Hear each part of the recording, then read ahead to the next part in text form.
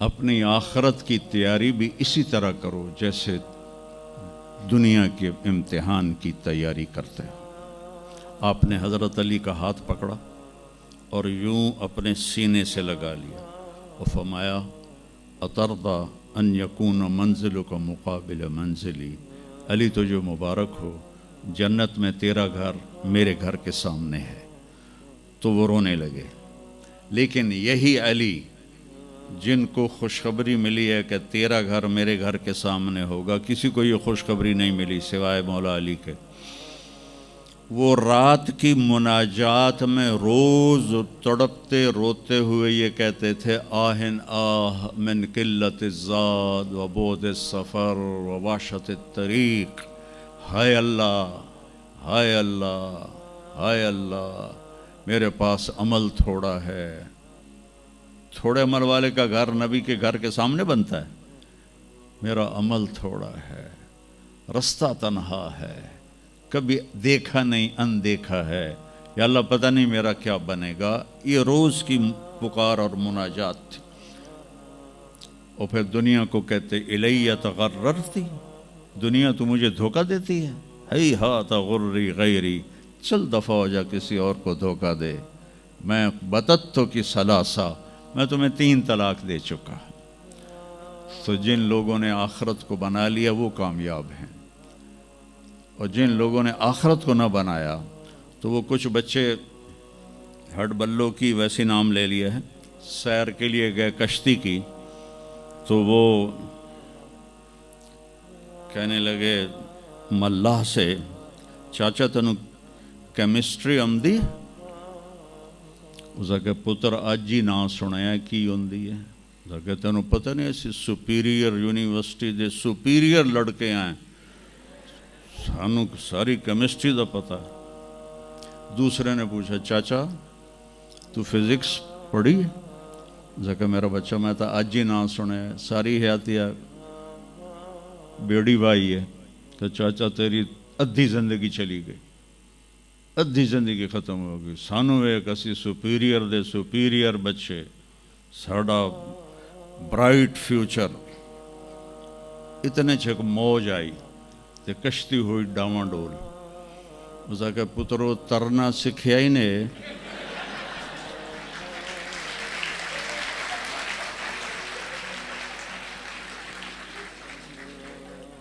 وہ آکھن لگے کوئی نہیں سکھیا، سوئمنگ پول کوئی نہیں سپیریئر ہے۔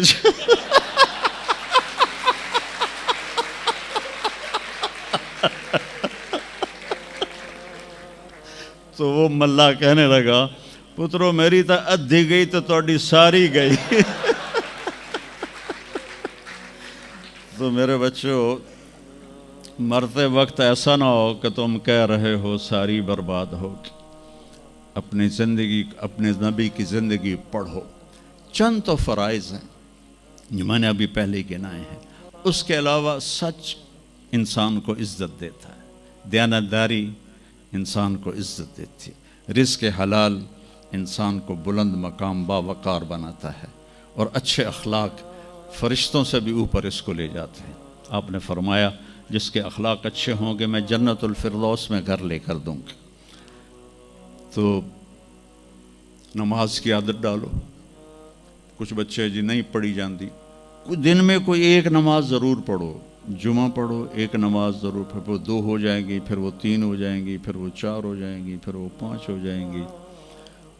میں نے جتنوں کو بھی یہ نسخہ بتایا وہ سارے اللہ کے فضل سے، گورنمنٹ کالج میں میرا تھا ساتھی، تو وہ پھر شفٹ ہو گیا انگلینڈ، تو کوئی 40-45 سال بعد اس سے ملاقات ہوئی، یہاں پاکستان آیا ہوا تھا۔ تو میں نے کہا کہ نماز پڑھتے ہو؟ کہنے لگا نہیں۔ جمعہ؟ کہنے لگا نہیں۔ تو میں نے کہا اچھا ایسا کرو، ایک نماز شروع کر دو اور ایک جمعہ شروع کر دو۔ یہ ایک فرد کا واقعہ نہیں، ایسے میں ہزاروں بچوں پر بچیوں پر تجربہ کر چکا ہوں، اور وہ 5 وقت کے نمازی بن گئے۔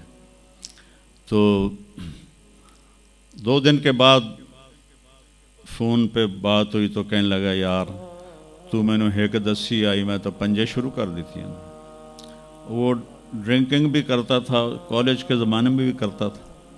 کہنے لگا لو جب میں نے نماز شروع کی تو میں نے کہا میری توبہ, میں شراب کو بھی ہاتھ نہیں لگاؤں گا. نماز ایسی چیز اپنی زندگی. اگر کسی کے لیے رخصت ہوتی تو حضرت امام حسین علیہ السلام کے لیے رخصت ہوتی میدان کربلا میں. لیکن کیا جنت کے سردار, جنت کے نوجوانوں کے سردار, اور جنگ سے پہلے اونگ آ گئی اور آنکھ کھلی تو مسکرانے لگے. تو بہن زینب علیہ السلام نے پوچھا یہ کوئی ہسن دا ٹائم ہے, اتنی تو مصیبت آئی کھڑی. کہا بہن اللہ کے نبی خواب میں آئے ہیں, فرما رہے ہیں بیٹا میں لینے کے لیے آ چکا ہوں. تو اب یہ نماز نہ پڑھتے تو ٹھیک تھا, اتنا تو قتل و غارت چل رہا تھا. لیکن جو ہی ایسے سورج ڈھلا تو آپ نے زہیر تھے آپ کے رائٹ سائڈ پر جھنڈا اٹھانے والے, اور لیفٹ پر تھے حبیب, اور درمیان میں تھے عباس اپنے بھائی. تو آپ نے زہیر کو بلایا, کہا یہ شمر سے کہو تھوڑی دیر رک جاؤ میں نماز پڑھ لوں. تو زہیر نے شمر سے کہا, تو شمر نے کہا ہم جنگ نہیں روکیں گے, ہم سر اڑائیں گے. تو انہوں نے واپس آ کر کہا جی وہ انہوں نے جنگ روکنے سے انکار کر دیا ہے, اللہ کی قسم اب ان کے لیے کھلی اجازت تھی کہ یہ چھوڑ دیں اور سر کٹا دیں. لیکن آپ نے فرمایا سر کٹ سکتا ہے, نماز نہیں چھوڑ سکتی. آپ نے کہا آدھے لڑو آدھے نماز پڑھو. تو آدھوں کو جنگ پہ لگایا, آدھوں نے نماز پڑھی. پھر ان آدھوں کو جنگ پہ لگایا اور جو جنگ پر تھے ان کو نماز پڑھوائی. سب کو ظہر کی نماز پڑھوائی, اور عصر سے پہلے سب کے سر کٹ کے نیزوں پہ چڑھ چکے تھے. وہاں 1445 سال میں ایک واقعہ ہے جہاں نماز کی رخصت نظر آتی ہے.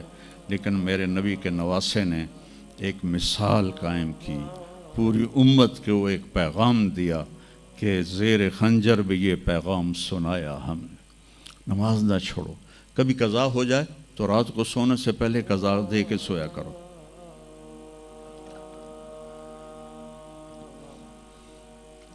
آپس میں کوئی لڑے ہوئے ہو تو کم از کم آج اتنی میری مان کے اٹھنا کہ صلح کر لینا. یہ کوئی بچیاں آپس میں کسی سے بول چال بند ہو, یا آپ بچوں کی آپس میں کوئی بول چال بند ہو, تو ایک دوسرے کو معاف کر دینا. اس سے آپ کے دلوں میں علم کی روشنی زیادہ آئے گی. آپ کے دل میں بغض ہوگا تو علم آئے گا نہیں. تو اگر اپنے حافظے کو اچھا کرنا ہے, اگر اپنے حافظے کو, تو دل سے سب کی نفرت نکال دو, اور پیٹ بھر کے کھانا نہ کھاؤ, اور اپنی نظروں کی حفاظت کرو. آپ کا حافظہ 16 سال والا رہے گا 70 سال تک. حافظے کو خراب کرنے والی یہ چیزیں ہیں. پھر جن سے پڑھتے ہو ان کو عزت دو, ان کا ادب کرو, ان کا احترام کرو. باب العلم ہے حضرت مولا علی کا, میں غلام ہوں اس کا جو مجھے ایک لفظ نہیں ایک حرف, جو مجھے ایک حرف بھی سکھا دے علم کا, میں اس کا غلام ہوں. تو جو آپ کے ٹیچر ہیں یا لیڈی ٹیچر ہیں, وہ آپ کو جو کچھ بھی پڑھاتے ہیں, ان کا احسان ہے آپ پر. آپ ان کو عزت دیں, ان کو احترام دیں. ان میں سے کوئی دعا دے دے گا, آپ کا کام بن جائے گا. تو میں اسکول میں تو دعائیں لے نہ سکا استادوں کی, لیکن جب میں مدرسے میں داخل ہوا تو میں نے اپنے سارے استادوں کی دعا لی ہوئی ہے, ان کی عزت اور ان کے احترام سے. تو چونکہ آج کل بہت زیادہ آزاد ماحول ہو گیا ہے, تو وہ اپنے ٹیچر کو ایزی لیتے ہیں کہ کوئی ان کی بےعزتی کر دے, کوئی ان کے آگے بگڑ جائے تو اس کو برا نہیں سمجھا جاتا. لیکن بیٹا کتاب ایک ذریعہ ہے, علم آسمان سے آتا ہے, اور اس کے میں ذریعہ استاد ہوتا ہے. اور استادوں کو بھی کہتا ہوں کہ اپنے منصب کا خیال رکھو, اور اپنے پڑھانے کو اپنا فریضہ سمجھ کے ادا کرو. سر سے اتارنے والا کام نہ کرو, اور بھاگا دوڑی والا کام نہ کرو, بلکہ اپنی نسل کو تیار کرو. جس دن ہم اپنا علم یہیں سے حاصل کریں گے, اور باہر یورپ جانے کی بجائے اپنے ملک میں ہمیں اپنا علم ملے گا تو پھر ہماری عزت کا دور شروع ہو جائے گا۔ جب تک ہم علم میں غیروں کے محتاج ہیں تو ہم انہی کے محتاج رہیں گے۔ تو یہ چند ایک باتیں آپ کی خدمت میں ہیں، اور جب آپ کو چھٹیاں ہوں تو تبلیغ میں کچھ وقت ضرور لگائیں، اس سے آپ کو فائدہ ہوگا۔